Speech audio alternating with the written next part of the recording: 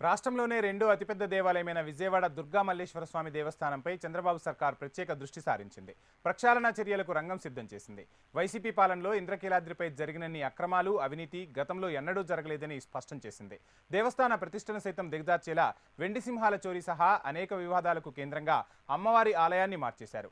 జగన్ సర్కార్లో 2.5 ఏళ్ల చొప్పున పనిచేసిన ఇద్దరు దేవాదాయ శాఖ మంత్రులు విచ్చలవిడిగా ఎవరికి నచ్చినట్టు వాళ్లు ఆలయ ఆదాయాన్ని కరిగించారు. కానీ ఆలయంలో భక్తులకు అవసరమైన అభివృద్ధి, కనీస సౌకర్యాల కల్పన ఒక్కటి చేసింది లేదని విమర్శలు ఎక్కుపెట్టారు. వెల్లంపల్లి శ్రీనివాస్, కొట్టు సత్యనారాయణ ఇద్దరు ఒకరిపై ఒకరు ఆధిపత్య పోరు కొనసాగిస్తూ ఒకే పనికి 2 సార్లు నమూనాలు తయారు చేయించి వాటి ఆవిష్కరణ కార్యక్రమాలను చేయించుకున్నారనే విమర్శలు వినిపించాయి. అవే నమూనాలను ఆవిష్కరించేందుకు నాటి సీఎం జగన్ను ఆలయానికి 2 సార్లు రప్పించిన ఘనత వీరికే దక్కుతోందంటున్నారు రాజకీయ విశ్లేషకులు. కానీ ఆ నమూనాల్లో ఒక్కదానికి ఇంతవరకు ఇటుక కూడా వేసిన పాపాన పోలేదు.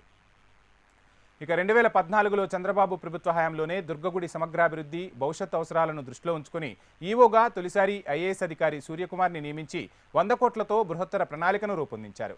మల్లికార్జునపేట వైపు స్థల సేకరణ కూడా చేపట్టారు. కనకదుర్గానగర్ వైపు అలిపిరి తరహాలో టోల్ ప్లాజా, స్వాగత ద్వారం, పుష్పవనం, భక్తులు సేద తీరేందుకు సదుపాయాలు, కుమ్మరిపాలెం వద్ద తీతిది స్థలంలో కళ్యాణ మండపాలు, భక్తులకు కాటేజీలు, పార్కింగ్ సదుపాయం, దుర్గాఘాట్ అభివృద్ధి, అధునాతన కేశఖండనశాల, అన్నదాన భవనం, ప్రసాద భవనం నిర్మించాలని అప్పట్లో ప్రతిపాదించారు.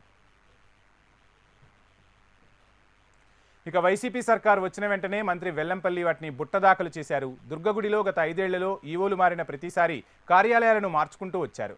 జమ్మిదొడ్డిలోని వసతి గృహంలో ఉన్న ఈవో కార్యాలయాన్ని కొండ మీద ఉన్న మహామండపంలోకి మార్చేందుకు కోటికి పైనే ఖర్చు చేశారు. కార్యాలయంలో ఏసీల పేరుతో భారీగానే ఖర్చు చేశారు. కనీసం కార్యాలయం మార్చకైనా జమ్మిదొడ్డి వసతి గృహాన్ని భక్తులకు అందుబాటులో ఉంచారా అంటే అది లేదు. ఖాళీగా వదిలేశారు. వైసీపీ నేతల ఆదేశాలతో ఎవరికి నచ్చినట్టు వాళ్లు ఆ గదులను సిఫారసులపై వాడుకున్నారు. దుర్గగుడి డబ్బులతో భక్తుల కాటేజీల కోసమంటూ గతంలో సీతానగరంలో కృష్ణానదీ తీరంలో ఓ భవనాన్ని కట్టారు.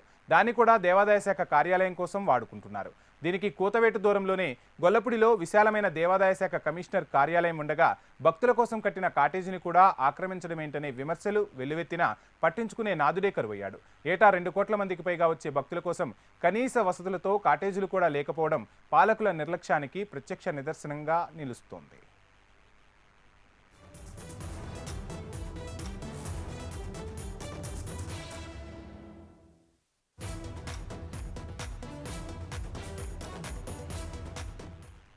ఇక కొండ చర్యలు విరిగిపడిన సమయంలో ఆలయానికి వచ్చిన జగన్ ఆలయ అభివృద్ధికి 70 కోట్లు వెంటనే విడుదల చేయిస్తానంటూ హామీ ఇచ్చారు. కానీ ఆ నిధులు ఇవ్వలేదు. నమూనాలు పట్టాలెక్కలేదు. కానీ ఆలయంలో వివిధ పనుల కాంట్రాక్టులను మాత్రం వెల్లంపల్లి తన బినామీలకు కట్టబెట్టినట్లు పెద్ద ఎత్తున ఆరోపణలు వినిపిస్తున్నాయి. ఆ తర్వాత వచ్చిన మరో మంత్రి కొట్టు సత్యనారాయణ కూడా మళ్లీ నా నమూనాలు ఇవి అంటూ వెల్లంపల్లి హయాంలోని అన్నింటినీ పక్కకు నెట్టివేశారు. వాటి కోసం వెచ్చించిన లక్షలాది రూపాయలు వృధా అయిపోయాయి. ఏకంగా కోట్ల రూపాయలు 220 కోట్లతో ఆలయ రూపురేఖలు మార్చేస్తానంటూ ఓ 10 శిలాఫలకాలను జగన్ను తీసుకొచ్చి ఆవిష్కరింపజేశారు. కానీ ఒక్క పని కూడా చేసింది లేదు. గత ప్రభుత్వంలో ఆలయానికి ఈవోలుగా నియమించిన అధికారులంతా ఎవరికి నచ్చినట్టు వాళ్లు నిర్ణయాలు తీసుకుంటూ అక్రమాలకు అడ్డాగా మారారనే ఆరోపణలు వినిపించాయి. ఏసీబీ అధికారుల తనిఖీల్లోనూ అనేక అక్రమణలు బయటపడ్డాయి. వెల్లంపల్లి, కొట్టు వర్గాల మధ్య ఆధిపత్య పోరు 5 ఏళ్లుగా కొనసాగుతూనే ఉంది. చివరికి చంద్రబాబు ప్రభుత్వంలో ఆలయానికి ఆధ్యాత్మిక శోభను పెంచేందుకు 5 కోట్ల వరకు వెచ్చించి కనకదుర్గానగర్లో నిర్మించిన రాతి మండపాన్ని కూడా ప్రొక్లైనర్లు, రంపాలను తీసుకొచ్చి కోసేసి నేలమట్టం చేసేసి ఏమీ మిగల్చకుండా చేశారు. పైగా రాతి మండపం వద్ద అంతకు ముందున్న ఈవో సురేష్ బాబు దుకాణ సముదాయాల ఏర్పాటుకు ప్రతిపాదన పెట్టారు. తర్వాత వచ్చిన భ్రమరాంబ సమయంలో 20 వరకు దుకాణాలను ఏర్పాటు చేశారు. కానీ ఆ వెంటనే రాతి మండపం సహా ఈ దుకాణాలను తొలగించి ఆలయ ఆదాయాన్ని వృధా చేశారు.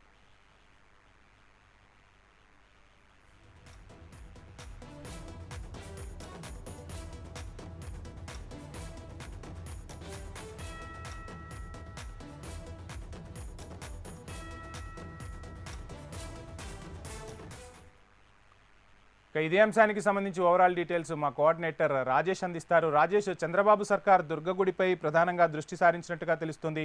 దుర్గగుడిలో జరిగిన అక్రమాలపై ప్రభుత్వం ఏ విధంగా ఫోకస్ చేయబోతుంది? ఓవరాల్ డీటెయిల్స్ ఏంటి?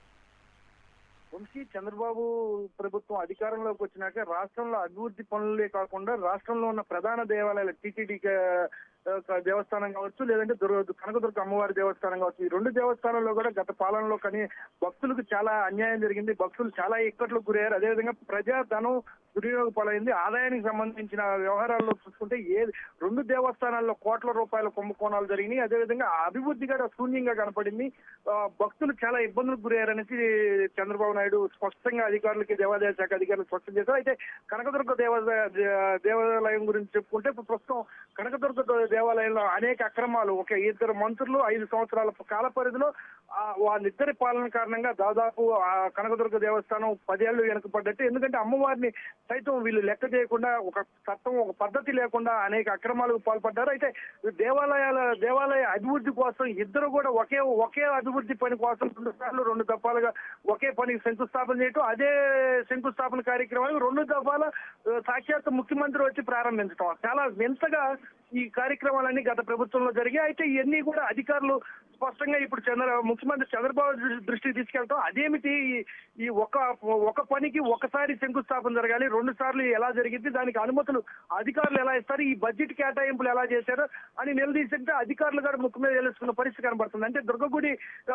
పేరుతో, ఆలయం పేరుతో అధికారులు ఒక పక్క దోచుకుంటూ పోతుంటే, మరో పక్క ఈ ప్రజాప్రతినిధులు, అధికారులు ఒక పక్క ప్రజాప్రతినిధులు, ఇద్దరు కొమ్మక్కై కోట్ల రూపాయలు ప్రజాధనం, దేవాదాయ శాఖకు సంబంధించిన నిధులు దుర్వినియోగపోలని, అదేవిధంగా ఆస్తులు కూడా ధ్వంసం చేసిన గత ప్రభుత్వంలో, తెలుగుదేశం ప్రభుత్వంలో చంద్రబాబు నిర్మించిన మండపం ఏదైతే ఉందో రాజమండపం, ఆ మండపాన్ని సైతం కూలగొట్టి ఆ మండపం ప్రాంతంలో దుకాణాలు పెట్టే పరిస్థితుంది. అసలు సంబంధం లేని ప్రజలను ఉద్దేశించి, వచ్చిన భక్తులను ఉద్దేశించి ఆ రోజున్న పరిస్థితులకు అనుగుణంగా చంద్రబాబు నాయుడు మండపం ఏర్పాటు చేసి ఆ మండపాన్ని కూలగొట్టి దుకాణాలకు ఇచ్చిన పరిస్థితి కనబడుతుంది. అదేవిధంగా చూసుకుంటే ఒక ప్రజాప్రతినిధుల్ని ఇక్కడ మనం తప్పుగా తీసుకోవడం కన్నా ఇక్కడ అధికారులు కూడా పెద్ద ఎత్తున అవినీతికి పాల్పడ్డట్టు స్పష్టంగా ఆధారాలు కనబడుతున్నాయి. ప్రధానంగా చూసుకుంటే కేవలం ఎండోమెంట్ ఆఫీసర్ దేవాలయంలో ఉండడానికి ఆయన ఆఫీసర్ మార్చే, దేవాలయంలో ఆల్రెడీ ఉన్న భవనంలోనే ఆఫీసర్ ఉండాలి. అయితే ఇక్కడ చూసుకుంటే ఎండోమెంట్ ఆఫీసర్ మార్చే ₹1 ఖర్చు సంబంధించి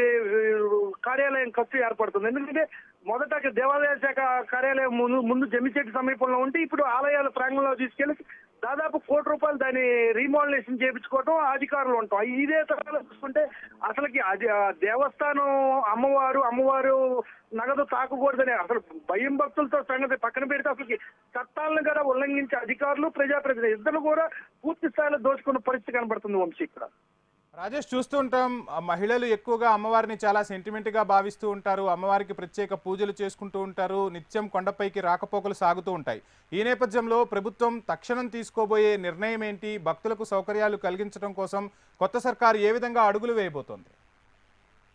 ఇప్పటికే దాదాపు చంద్రబాబు ప్రభుత్వ పాలనలో దాదాపు 200 కోట్ల రూపాయలతో భక్తులకు అనేక విధమైన వసతులు, ప్రధానంగా చూసుకుంటే రాష్ట్రంలో ప్రాముఖ్యత కలిగిన దేవాలయం అయినప్పటికీ కూడా కనీసం వసతులు, భక్తులు వచ్చినప్పుడు ఉండటానికి రూములు వసతులుగా లేని దృష్టిలో ఉంచుకొని గతంలో 2014 సమయంలో చంద్రబాబు నాయుడు అక్కడ వసతులు కల్పించాలనేసి, వసతులను ఏర్పాటు చేయాలనేసి ప్రత్యేక బడ్జెట్ ని కేటాయిస్తే అక్కడ వసతులు భక్తుల కోసం ఏర్పాటు చేసిన వసతుల్ని సంబంధించి ఏదైతే భవనం ఉందో ఆ భవనంలో ఎండోమెంట్ కార్యాలయం ఆల్రెడీ దేవస్థానానికి కొత్తవేరు దూరంలో పెద్ద విశాలమైన భవంతి ఉన్నప్పటికీ కూడా దానితో పాటు దీన్ని కూడా భక్తులకి అందించకుండా అధికారులు వాడుకునే పరిస్థితి కనపడింది. విశాలంగా వసతులతో వాళ్ళ సౌకర్యాలకు ఉపయోగించుకున్నారు. అయితే భక్తుల్ని ఇక్కడ టిటిడి కావచ్చు, లేదంటే కనకదుర్గమ్మ అమ్మవారు కావచ్చు, ఇక్కడ ఈ వచ్చే భక్తుల్ని కనీసం ఏ ఒక్కరు కూడా అధికారులు కాదు, ప్రజాప్రతినిధులు కాదు, ఎవరు కూడా పట్టించుకునే పరిస్థితి లేదు. గడిచిన 5 ఏళ్లలో అవినీతి జరిగింది, దొంగిలించారు, విగ్రహాలు పోయినాయి,